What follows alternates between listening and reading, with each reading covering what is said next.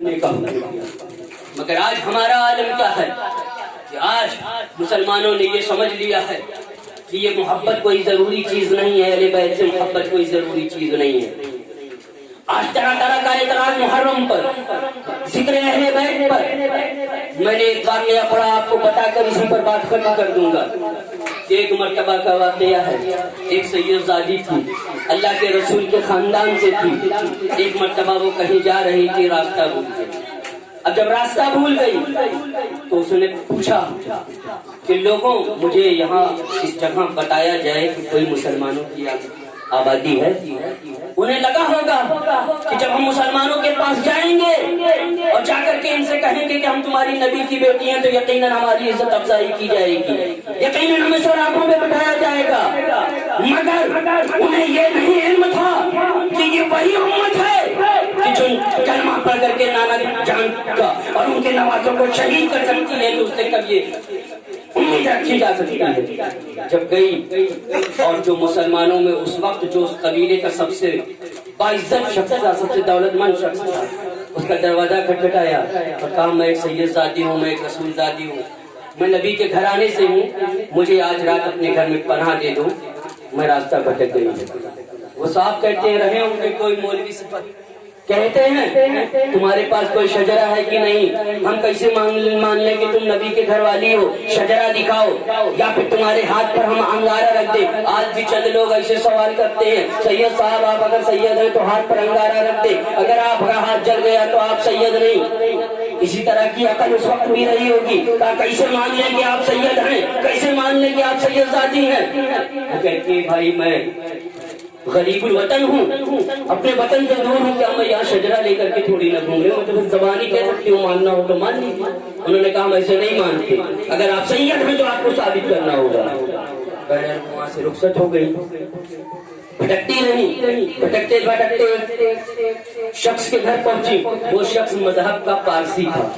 پارسی سمجھتے ہیں جو آتش پرست ہوتا ہے، آگ کی پوجا کرتا ہے، اس کا ماننے والا تھا۔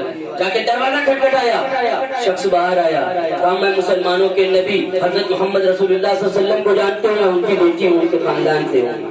کہا آپ اتنے بڑے نبی کی بیٹی کیا چاہتی ہے؟ کہا تیرے گھر میں تھوڑی دن پناہ چاہتی ہوں، میرے چھوٹے چھوٹے بچے ہیں، ان کے لیے کچھ کھانے کو دے دے، ان کو تھوڑا دیر آرام کرنے کا موقع دے دے، صبح ہوتے ہوئے میں اپنے گھر کا راستہ دوں گی۔ وہ کہتا ہے اس سے بڑی میرے لیے خوش بختی کیا ہو سکتی ہے کہ اللہ کے رسول کی بیٹی تشریف لائی ہے، آپ یہاں قیام کریں۔ پردے کا انتظام کیا، انہیں ٹھہرایا، جو بہتر سے بہتر اس کے پاس تھا وہ پیش کیا۔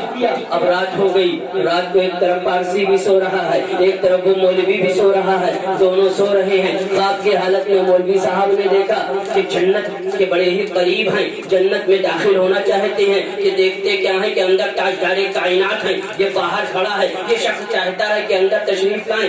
ابھی حضور کے ہاتھ میں دیکھتا ہے تو وہی بچی جو دن کو ان کے دروازے پہ آئی تھی وہی کھیلتی ہوئی نظر آئی۔ سرور انبیاء اس کے چہرے پر پیار فرما رہے ہیں، ہاتھ پر شفقت و محبت سے سر پہ ہاتھ پھیر رہے ہیں اور کہتے ہیں بیٹی تجھے کس نے غم زدہ کیا ہے، تجھے کس نے تکلیف دیا ہے؟ بیٹی نے نگاہیں اٹھائیں، بابا جان میں نے تیرے نام کا واسطہ دیا تھا، اس نے مجھے گھر میں پناہ نہ دیا تھا، بابا جان میں نے اسے عرض کیا تھا، اسے کہا تھا میں آپ کی بیٹی ہوں، اس نے لحاظ نہ کیا تھا، کہا جو تجھے اپنے گھر میں ہر ایک راہ کی پناہ نہیں دے سکتا مجھے جنت میں پناہ نہیں دے سکتے، اسے کہنا اس کو بھگا دیا جاتا ہے۔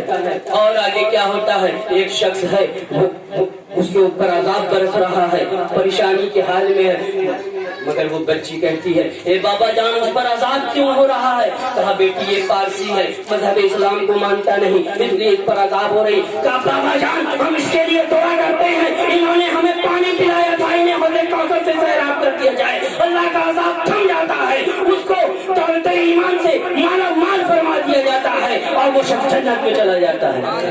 اب جب صبح ہوئی تو اب ملا جی بڑے گھبرائے، تمام منادی کروائی، پتہ لگاؤ وہ سیدہ زادی کہاں تشریف فرما ہے، وہ سید زادی کہاں تشریف فرما ہے۔ پتہ چلا فلاں پارسی کے گھر ہے، جا کر کے دروازہ کھٹکھٹایا، کہا میں آپ مجھ کو جانتے ہیں، میں مسلمانوں کا ایک بہت بڑا عالم ہوں. میں یہ چاہتا ہوں کہ آپ کے گھر ایک رات کو ایک مہمان تشریف لائی تھی، آپ ان مہمان کو ہمیں سونپ دیجیے، ہم ان کی کوئی عزت کرنا چاہتے ہیں.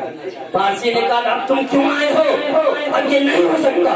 کہا ہم تمہیں بہت دولت دیں گے، حتیٰ کہ اپنی دولت بھی دیں گے، اپنے قبیلے سے مانگ کر بھی دیں گے، منہ مانگی رقم تمہارے قدموں پہ قربان کر دی جائے گی. وہ سید زادی ہمیں سونپ دیجیے. پارسی بولتا یہ ناممکن ہے. کہا ابھی تم ناممکن کہہ رہے ہو؟ کہا جو خواب تم دیکھ رہے تھے وہی بنایا جا رہا تھا. اب تو میں صبح سو کر کے اٹھا ہوں، میں نے یہ کام کیا ہے کہ ان دونوں بچوں کے قدموں پہ سر رکھ کر کے ان سے مدد کو میں پارسی نہیں رہا، مسلمان. اللہ اکبر یا رسول اللہ. بتانا مقصود یہ ہے کہ عزت ہے تو نبی کے گھر والوں سے ہے، دین ہے تو نبی کے گھر والوں سے ہے، عظمت ہے تو نبی کے گھر والوں سے ہے، بلندی ہے تو نبی کے گھر والوں سے ہے. یقیناً اگر نبی کے گھر والوں کا دامن تھام کے رکھو گے دنیا بھی اللہ رب العزت کامیاب فرما دے گا، آخرت میں اعلیٰ سے اعلیٰ مقام بھی دے گا. کیا جس بھی کسی کا بھی واقعہ پڑھو، چاہے جنید بغدادی کا واقعہ ہو، چاہے اور کوئی بھی واقعات ہو، تفصیل میں جانے کا مقصد نہیں، کہنے کا مقصد صرف اتنا ہے کہ کامیاب وہ ہوا ہے جس نے اہل بیت کی محبت کو، بجٹ پاک کی محبت کو سینے میں بسا کر کے رکھا ہے. یقیناً وہ شخص کامیاب ہے، اور جو شخص اس سے انکار کرے یقیناً اس کی دنیا بھی برباد ہے اور آخرت. انہی لفظوں کے ساتھ میں دعا کرتا ہوں کہ پروردگار عالم کہنے سننے میں جو غلطیاں سرزد ہو گئی اسے معاف فرمائے، میرے اس بیان کو اپنی بارگاہ میں شرف قبولیت. پہلے نماز پڑھ لیا جائے، اس کے بعد پھر فاتحہ.